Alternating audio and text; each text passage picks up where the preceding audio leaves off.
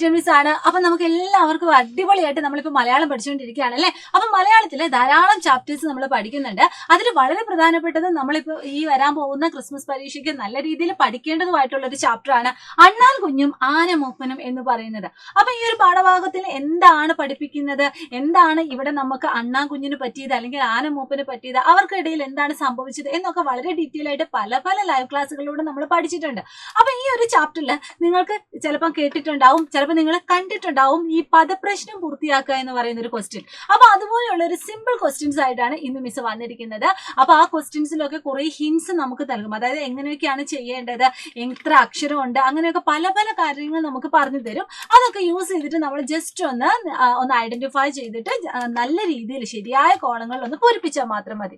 അപ്പൊ അങ്ങനെ ഒരു ചോദ്യം ചെയ്ത് നോക്കിയിട്ട് തന്നെ നമുക്ക് എന്ത് ചെയ്യാം, നമ്മുടെ ക്ലാസ് ഒന്ന് സ്റ്റാർട്ട് ചെയ്യാം. അപ്പൊ എല്ലാ മക്കളും എന്ത് ചെയ്യുക, ഇന്നത്തെ ഈ ഒരു ക്ലാസ് സ്കിപ്പ് ചെയ്യാതെ മുഴുവനായിട്ട് കാണാൻ വേണ്ടി ശ്രമിക്കുക. ഇഷ്ടപ്പെട്ടാലും നിങ്ങൾ നിങ്ങളുടെ ഫ്രണ്ട്സിന് അയച്ചു കൊടുക്കുക കേട്ടോ. അപ്പൊ നമ്മുടെ ചോദ്യം ഇതാണ്. ഇവിടെ നിങ്ങൾക്ക് ഇതാ പദപ്രശ്നം കാണാൻ വേണ്ടി പറ്റുന്നുണ്ട് അല്ലെ. അപ്പൊ ഇതിനകത്ത് നോക്കിയാൽ തന്നെ നിങ്ങൾക്ക് ഇവിടെ എന്തൊക്കെ കാണാൻ പറ്റുന്നുണ്ട്, കുറച്ച് നമ്പർ ഒക്കെ കാണാൻ വേണ്ടി പറ്റുന്നുണ്ട്. 1, 2, അതുപോലെ തന്നെ 3, 4, 5, 6 എന്നൊക്കെ പറഞ്ഞിട്ട് കുറച്ച് നമ്പർ ഉണ്ട്. അതുപോലെ തന്നെ സൈഡിലായിട്ട് കുറച്ച് ജീവജാലങ്ങളുടെ പേരുകളും തന്നിട്ടുണ്ട്. പേരുകളല്ല, അവരുടെ ചിത്രങ്ങളും തന്നിട്ടുണ്ട്. അപ്പൊ നമുക്ക് ആവശ്യമായിട്ടുള്ള ഹിൻസ് ഒക്കെ തന്നിട്ടുണ്ട്. ഇനി ചോദ്യങ്ങൾ നോക്കിയിട്ട് അതിന് അനുയോജ്യമായ കോളങ്ങളിൽ അതിന്റെ ഉത്തരം എഴുതിയാൽ മാത്രം മതി. ഫസ്റ്റത്തെ നോക്കിക്കോളൂ, വലത്തോട്ട് എന്നാണ് പറഞ്ഞത്. ഓക്കെ, അപ്പൊ ഉത്തരം എഴുതേണ്ടത് എവിടുന്നാണ്, വലത്തോട്ടാണ് എഴുതേണ്ടത്. ഒന്നാമത് പറയുന്നത് ഞാൻ മൂക്കുകൊണ്ട് വെള്ളം വലിച്ചെടുക്കാൻ കഴിയുന്ന ജീവിയാണ്. അപ്പൊ എന്തായിരിക്കും, നിങ്ങൾ ഈ ഒരു ചിത്രത്തിലേക്ക് നോക്കിക്കേ. ഇവിടെ ഇതാ 1 എന്ന് എഴുതിയിട്ടുണ്ട്. എന്നിട്ട് അതിന്റെ ആ സൈഡിൽ തന്നെ ഒരു ചിത്രവും തന്നിട്ടുണ്ട്. അപ്പൊ നമുക്ക് എന്തായിരിക്കും ഉത്തരം എന്ന് ഓൾറെഡി നമുക്ക് ഇവിടെ തന്നിട്ടുണ്ട്.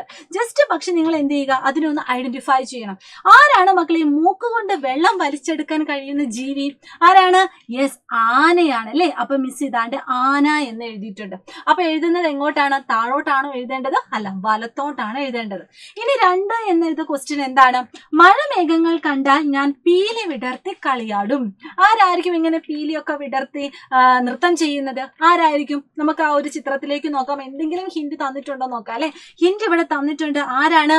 മയിലാണ്. അപ്പൊ രണ്ടാമത്തെ ചോദ്യത്തിന് ഉത്തരം നമുക്ക് മയിൽ എന്ന് കിട്ടി. അപ്പൊ അനുയോജ്യമായ കോളത്തിൽ നമ്മൾ എന്ത് ചെയ്യുവാണ്, ജസ്റ്റ് ആ ഒരു ബോക്സിൽ നമ്മൾ എഴുതുവാണ്. അപ്പൊ എങ്ങനെ എഴുതേണ്ടത്, വലത്തോട്ട് തന്നെയാണ് മയിൽ.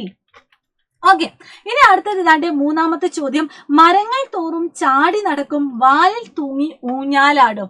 അപ്പൊ ഇതിന് ഹിന്റ് ഒന്നും ആവശ്യമില്ല അല്ലെ, പെട്ടെന്ന് തന്നെ നമുക്ക് ഉത്തരം കിട്ടും. ആരാണ്? യെസ്, നമ്മുടെ സ്വന്തം കുരങ്ങനാണ്. അപ്പൊ ഇവിടെ നിങ്ങൾ നോക്കിയേ, മൂന്നാമത്തേതാണ് ചോദ്യം. അപ്പൊ 3 എന്ന് എഴുതിയ നമ്പറുള്ള ആ ഒരു ബോക്സിൽ നിന്ന് തന്നെ നമുക്ക് എന്ത് ചെയ്യണം, സ്റ്റാർട്ട് ചെയ്യണം. അപ്പൊ ഇതാണ്ട് കുരങ്ങൻ എന്നിതാ നല്ല വ്യക്തമായിട്ട് നമ്മൾ എഴുതിയിട്ടുണ്ട്. ഓക്കെ, അപ്പൊ നിങ്ങൾ നോക്കിയാൽ അറിയാം, ഈ 3 ചോദ്യങ്ങളും നമ്മളോട് വലത്തോട്ട് എഴുതാനാണ് ചോദിച്ചത്. ഇനി അടുത്തത് എങ്ങോട്ടാണ്, താഴോട്ട്. ഓക്കെ, അതുപോലെ നമുക്ക് 1, 4, 5, 6 എന്നീ നമ്പറിലെ ചോദ്യങ്ങൾ നോക്കാം.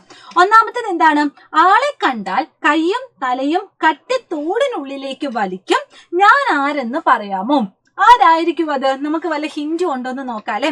ഒന്നാമത്തെ ചോദ്യത്തിലെ ആ ഒരു ബോക്സ് നോക്കിക്ക്, ഇവിടെ ഇതാ 1 എന്ന് എഴുതിയിട്ടുണ്ട്. താഴോട്ടേക്കാണ്. അപ്പൊ നമുക്ക് പുതിയതായിട്ട് ആഡ് ചെയ്യേണ്ട ആവശ്യമൊന്നുമില്ല. ഇവിടെ കറക്റ്റ് ആയിട്ട് ഉത്തരം പറഞ്ഞിട്ടുണ്ട്. എന്താണ് മക്കളെ?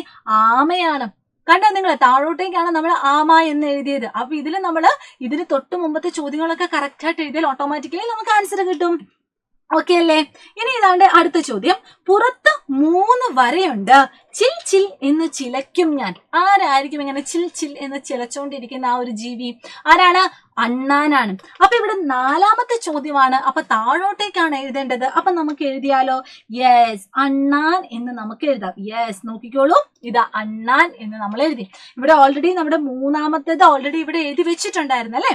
ഇനി അടുത്ത 5ാമത്തേതാണേ, കറുത്ത കമ്പിളി കുപ്പായക്കാരൻ, തേനാണ് എന്നോട് ഇഷ്ടാഹാരം. ആർക്കാണ് ഇങ്ങനെ തേന് ഭയങ്കര ഇഷ്ടമുള്ള ഒരു ജീവി എന്ന് പറയുന്നത്? കാട്ടിലൊക്കെ കാണാൻ വേണ്ടി പറ്റും. ആരാണ്? യെസ്, നമുക്കിവിടെ ഹിന്റ് ഒക്കെ തന്നിട്ടുണ്ട്. ആരാണ് മക്കളെ? കരടിയാണ്. അപ്പൊ എത്രാമത്തെ ചോദ്യമാണ്? 5ാമത്തെ ചോദ്യമാണ്. അപ്പൊ നമുക്ക് നല്ല ക്ലിയർ ആയിട്ട് ഇങ്ങനെ എഴുതാം, കരടി. ഓക്കെ, ക്ലിയർ ആയില്ലേ? ഇനി ഏറ്റവും ലാസ്റ്റത്തെ ചോദ്യം ഇതാ, മൂളും ഞാൻ രാത്രിയിലാണ് സഞ്ചാരം. ആരാണ് ഇങ്ങനെ മൂളിക്കൊണ്ട് രാത്രിയിൽ ഇങ്ങനെ സഞ്ചരിക്കുന്ന ആള്? ആരാണ്? നോക്കിക്കേടാ. യെസ്, നമുക്കറിയാം. ഹിന്റ് നോക്കിയാൽ തന്നെ നമുക്ക് എല്ലാത്തിന്റെ ഉത്തരം കിട്ടും. ആൻസർ എന്താണ്? മൂങ്ങയാണ്. അപ്പൊ നമുക്ക് ഇതാ താഴോട്ടേക്ക് മൂങ്ങ എന്ന് എഴുതാം. ഓക്കെ, അപ്പൊ നിങ്ങൾ ഈ ഒരു പദപ്രശ്നം ഒന്ന് നോക്കിയാൽ അറിയാം, ഇവിടെ കുറച്ച് ചോദ്യങ്ങൾക്ക് നമ്മൾ ഉത്തരം എഴുതിയാൽ തന്നെ എന്താണ് ബാക്കിയുള്ള ചോദ്യങ്ങളൊക്കെ ഓട്ടോമാറ്റിക്കലി നമ്മുടെ മനസ്സിൽ തെളിഞ്ഞു വരും. അതേപോലെ തന്നെ കുറച്ച് ചോദ്യങ്ങളുടെ ഉത്തരം എങ്ങാനും തെറ്റായിട്ടാണ് നമ്മൾ എഴുതുന്നതെങ്കിൽ നമ്മുടെ ചോദ്യങ്ങൾ ആ ഒരു ക്വസ്റ്റ്യൻ തന്നെ മുഴുവനായിട്ട് തെറ്റിപ്പോവാനുള്ള ചാൻസ് ഉണ്ട്. അപ്പൊ ഇതുപോലെയുള്ള ക്വസ്റ്റ്യൻസ് നിങ്ങൾ ചെയ്ത് പഠിക്കുക കേട്ടോ. ഇതുപോലെ കുറേ വെറൈറ്റി ക്വസ്റ്റ്യൻസ് ഒക്കെ നമുക്ക് പല പല ചാപ്റ്റേഴ്സിലായിട്ട് നമുക്ക് കാണാൻ വേണ്ടി പറ്റും. അപ്പൊ ഈ ഒരു ക്വസ്റ്റ്യൻ നിങ്ങൾ എല്ലാവരും എന്ത് ചെയ്യുക, ഒറ്റയ്ക്കിരുന്ന് അച്ഛന്റെ അമ്മേന്റെ സഹായത്തോടു കൂടി ചെയ്യുക. അപ്പൊ ഇത്രയേ ഉള്ളൂ ഇന്നത്തെ ക്ലാസ്. അപ്പൊ ഇതുപോലെ ഇൻട്രസ്റ്റിംഗ് ആയിട്ടുള്ള കുട്ടി ഗെയിംസ് ആയിട്ടും കുട്ടി ക്വസ്റ്റ്യൻസ് ഒക്കെ ആയിട്ട് നമുക്ക് അടുത്ത ദിവസം വീണ്ടും കാണാം. അപ്പൊ എല്ലാവർക്കും all the very best and thank you so much. Bye bye.